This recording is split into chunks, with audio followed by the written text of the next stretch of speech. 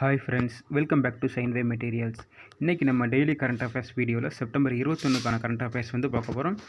ஓகேங்களா? ஸோ வீடியோவை வந்து ஃபுல்லாக பாருங்கள். ஒரு கொஸ்டின்ஸ் பார்க்குறோம் அப்படின்னா அதோட எக்ஸ்ட்ரா இன்ஃபர்மேஷன்ஸ் வந்து ஷேர் பண்ணியிருப்பேன். ஓகேங்களா?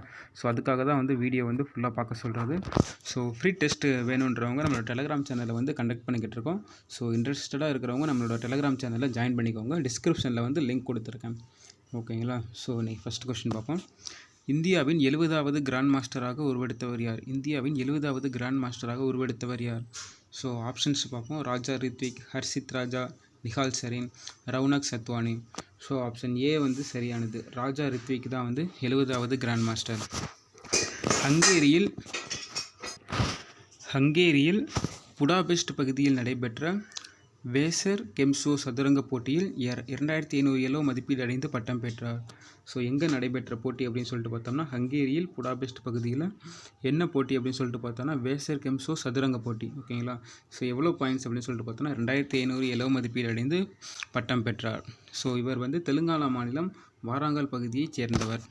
ஸோ இதில் வந்து உங்களுக்கு ஒரு கொஸ்டின், இந்தியாவோட முதல் கிராண்ட் மாஸ்டர் யார் அப்படின்னு சொல்லிட்டு ஸோ தெரிஞ்சவங்க வந்து கமெண்ட் பண்ணுங்கள். ஸோ செகண்ட் ஒன்று, உலகளாவிய கண்டுபிடிப்பு குறியீடு 2021 இந்தியா எத்தனாவது இடத்தை பிடித்துள்ளது? உலகளாவிய கண்டுபிடிப்பு குறியீடு 2021 இந்தியா எத்தனாவது இடத்தை பிடித்துள்ளது? ஸோ ஆப்ஷன்ஸ் பார்த்தோன்னா 19வது இடம், 36வது இடம், 46வது இடம், 42வது இடம். ஸோ ஆப்ஷன் சி வந்து சரியானது, 46வது இடம். ஓகேங்களா? ஸோ இது வந்து கடந்த ஆண்டை விட 2 இடங்கள் முன்னேற்றம். ஸோ போன இயர் பார்த்தோன்னா 2020 பார்த்தோம்னா 48வது இடத்துல இருக்குது. இப்போ வந்து 46வது இடத்துல இருக்குது. ஸோ இந்த இதை வந்து வெளியிடுறது யார் அப்படின்னு சொல்லிட்டு பார்த்தோன்னா வெளியீட்டு அமைப்பு உலக அறிவுசார் சொத்து அமைப்பு. ஓகேங்களா? ஸோ இந்த குறியீடை வந்து யார் வெளியிடுறாங்கன்னா உலக அறிவுசார் சொத்து அமைப்பு, விபோன்னு சொல்லுவாங்க அவங்கள. ஓகேங்களா? ஸோ அடுத்து இது வந்து எதை பேஸ் பண்ணி இந்த இது வந்து கால்குலேட் பண்ணுறாங்க அப்படின்னு சொல்லிட்டு பார்த்தோம்னா ஒரு 80 தன்மைகள் வந்து இருக்குது. அதில் வந்து என்னென்ன அப்படின்னு சொல்லிட்டு அரசியல், கல்வி, பொருளாதாரம், இதில் வந்து இந்தியா வந்து எப்படி வந்து செயல்படுது அப்படின்ற அதை பேஸ் பண்ணி தான் வந்து இந்த ரேங்கிங் இதே விடுறாங்க. ஓகேங்களா? ஸோ முதல் 3 இடங்கள் வந்து யார் அப்படின்னு சொல்லிட்டு பார்த்தோம்னா சுவிட்சர்லாந்து, ஸ்வீடன், அமெரிக்கா. ஸோ இவங்க தான் வந்து ஃபஸ்ட்டு 3 பிளேஸில் வந்து இருக்காங்க. ஸோ கரெக்டாக பார்த்துக்கோங்க, எத்தனாவது பிளேஸுன்றதை பார்த்துக்கோங்க, எந்த அமைப்பு வந்து அதை வந்து வெளியிடுறாங்க, இப்போ கரண்ட்டாக வந்து என்ன பொசிஷன் இருக்குது, போன இயரில் வந்து என்ன பொசிஷனில் இருந்து இப்போ வந்திருக்காங்க. ஸோ போனது 48, இப்போ வந்து 2 இடங்கள் வந்து முன்னேறி இருக்காங்க. ஓகே, அடுத்த கொஸ்டின். ஷாங்காய் ஒத்துழைப்பு அமைப்பில் இணைந்த 9வது உறுப்பு நாடு எது? ஷாங்காய் ஒத்துழைப்பு அமைப்பில் இணைந்த 9வது உறுப்பு நாடு எது? Pakistan, Indonesia, Iran, Myanmar. So இதில் ஆன்சர் எது அப்படின்னு சொல்லிட்டு பார்த்தோன்னா ஈரான் தான் வந்து 9வது நாடாக வந்து இணைஞ்சிருப்பாங்க. ஓகேங்களா? ஸோ இதுக்கு முன்னாடி வந்து 8 நாடுகள் வந்து இருந்திருக்காங்க. இப்போ போன ஒரு 2 டேஸ்க்கு முன்னாடி கூட இதோட மொத்த தலைவர்கள் மாநாடு வந்து நடந்துச்சு. அது எங்கே அப்படின்னு சொல்லிட்டு பார்த்தோம்னா சமீபத்தில் நடைபெற்ற 21வது தலைவர்கள் மாநாட்டில் ஈரான் உறுப்பு நாடாக சேர்க்கப்பட்டது. ஓகேங்களா? ஸோ எத்தனாவது மாநாடு வந்து நடைபெற்றதில் வந்து ஈரான் வந்து உறுப்பாக ஜாயின் பண்ணாங்க அப்படின்னு சொல்லிட்டு கூட நமக்கு வந்து கொஸ்டின்ஸ் கேட்கலாம். 21வது மாநாடு. ஸோ அது வந்து அதோட தலைமை வந்து யார் ஏற்றிருந்தாங்க அப்படின்னு சொல்லிட்டு பார்த்தோம்னா தஜிகிஸ்தானில் வந்து நடைபெற்றது. அதோட தஜிகிஸ்தானோட ஜனாதிபதி இருக்காங்க பார்த்தீங்களா? ஸோ அவங்க தான் வந்து தலைமையேற்று நடத்தினாங்க. அடுத்து, ஷாங்காய் ஒத்துழைப்பு அமைப்பின் தலைமையகம் சீனா நாட்டில் பெய்ஜிங்கில் அமைந்துள்ளது. ஓகேங்களா? ஸோ இந்த ஷாங்காய் ஒத்துழைப்பு அமைப்போட தலைமையிடமும் எங்கே இருக்குன்னு பார்த்தோம்னா சீனா நாட்டில் பெய்ஜிங்கில். ஸோ இந்தியா வந்து இதில் எப்போ வந்து உறுப்பினராக வந்து ஆடானாங்க அப்படின்னு சொல்லிட்டு பார்த்தோம்னா 2017. ஓகே, அடுத்த கொஸ்டின். அடுத்து 4th கொஸ்டின்.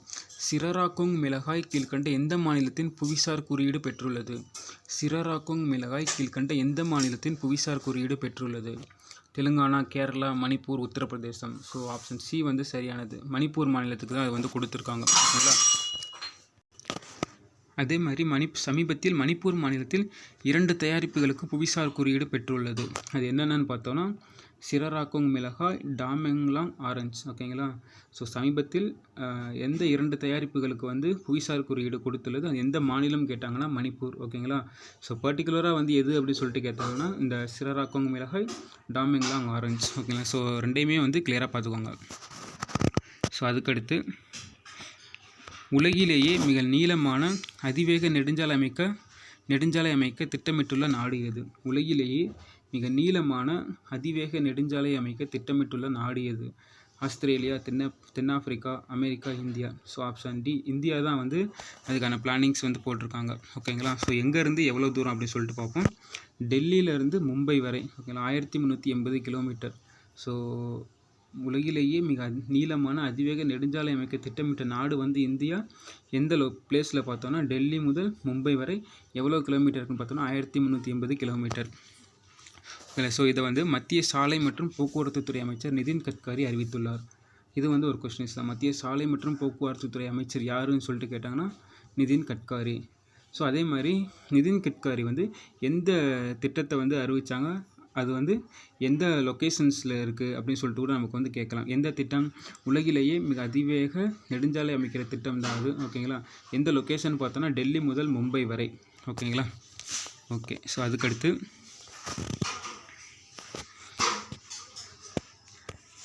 ஆறாவது question. Shining Sikh youth of India என்ற புத்தகத்தை வெளியிட்டவர் யார்? Shining Sikh youth of India என்ற புத்தகத்தை வெளியிட்டவர் Nirmala Sitharaman, Narendra Modi, Nitin Gadkari, Rajnath Singh. So option D வந்து சரியானது, ராஜ்நாத் சிங். ஓகேங்களா. இந்தியாவோட பாதுகாப்புத்துறை அமைச்சர் வந்து ராஜ்நாத் சிங். அவங்க தான் வந்து இந்த புத்தகத்தை வந்து வெளியிட்டிருப்பார். அடுத்து ஏழாவது. ராஜபாஷா கீர்த்தி புரஸ்கர் விருது பெற்ற வங்கி எது? ராஜபாஷா கீர்த்தி புரஸ்கர் விருது பெற்ற வங்கி எது? Bank of Kerala, bank of Tamil Nadu, bank of Maharashtra, bank of Telangana. So option C வந்து சரியானது. பேங்க் ஆஃப் மகாராஷ்டிரா தான் இந்த விருது வந்து கொடுத்துருப்பாங்க. என்ன விருதுன்னு பார்த்தோம்னா ராஜபாஷா கீர்த்தி புரஸ்கர் விருது. ஓகேங்களா. ஸோ என்ன ரீசன்ஸ்க்காக அப்படின்னு சொல்லிட்டு பார்த்தோம்னா தன் அலுவலக பணிகளில் ஹிந்தி மொழியை சிறப்பாக செயல்படுத்தினதுக்காக. ஓகேங்களா. ஸோ சமீபத்தில் ராஜபாஷா கீர்த்தி புரஸ்கர் விருது பெற்ற வங்கி எதுன்னு கேட்டாங்கன்னா மகாராஷ்டிரா. என்ன நோக்கத்துக்காக கொடுத்தாங்க அப்படின்னு சொல்லிட்டு பார்த்தோம்னா ஹிந்தி மொழியை அலுவலக பணிகளில் ஹிந்தி மொழியை சிறப்பாக செயல்படுத்துவதற்காக தரப்பட்டுள்ளது. ஓகேங்களா.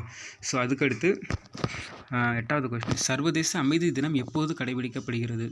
சர்வதேச அமைதி தினம் எப்போது கடைபிடிக்கப்படுகிறது? ஸோ ஆப்ஷன்ஸ் பார்த்தோன்னா September 20, September 19, September 21, September 22. Option C வந்து சரியானது. ஓகே. செப்டம்பர் 21 தான் சர்வதேச அமைதி தினம் கடைபிடிக்கப்படுகிறது. ஸோ இதோட தீம் பார்த்தோம்னா recovering better for and equitable and sustainable world. So theme வந்து கரெக்டாக பார்த்துக்கோங்க, ரொம்ப வந்து இம்பார்ட்டண்ட்டான ஒன்று எல்லாத்துக்குமே. செப்டம்பர் 21 வந்து சர்வதேச அமைதி தினம் கடைபிடிக்கப்படுகிறது. தீம் வந்து recovering better for and equitable and sustainable world. So 1981ஆம் ஆண்டு ஐக்கிய நாடுகள் சபையால் வந்து நிறுவப்பட்டது. ஸோ அந்த தினம் வந்து எப்போலேருந்து கடைபிடிக்கிறாங்க அப்படின்னு சொல்லிட்டு பார்த்தோம்னா யார் வந்து நிறுவினாங்கன்னா ஐக்கிய நாடுகள் தான் 1981ஆம் ஆண்டுலேருந்து. ஓகேங்களா. ஸோ ஃபஸ்ட்டு வந்து எப்போ இருந்து கடைபிடிக்கிறாங்கன்னா 1982லேருந்து முதல் சர்வதேச அமைதி தினம் வந்து கடைபிடிக்கப்பட்டது. ஸோ அதுக்கடுத்து உலக அல்சைமர் தினம் எப்போது கடைபிடிக்கப்படுகிறது? உலக அல்சைமர் தினம் எப்போது கடைபிடிக்கப்படுகிறது? ஸோ ஆப்ஷன் பி வந்து சரியானது. செப்டம்பர் 21 தான் உலக அல்சைமர் தினம் வந்து கடைபிடிக்கப்படுகிறது. ஸோ இதோட தீம் பார்த்தோம்னா நோ டெஃபினிட்டியா நோ அல்சைமர்.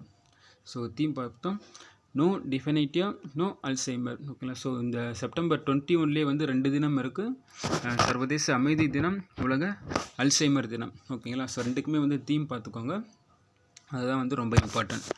ஓகேங்களா. ஸோ இன்றைக்கான கரண்ட் அஃபேர்ஸ் வந்து இவ்வளோ தான் ஃப்ரெண்ட்ஸ். நெக்ஸ்ட் வீடியோவில் பார்க்கலாம்.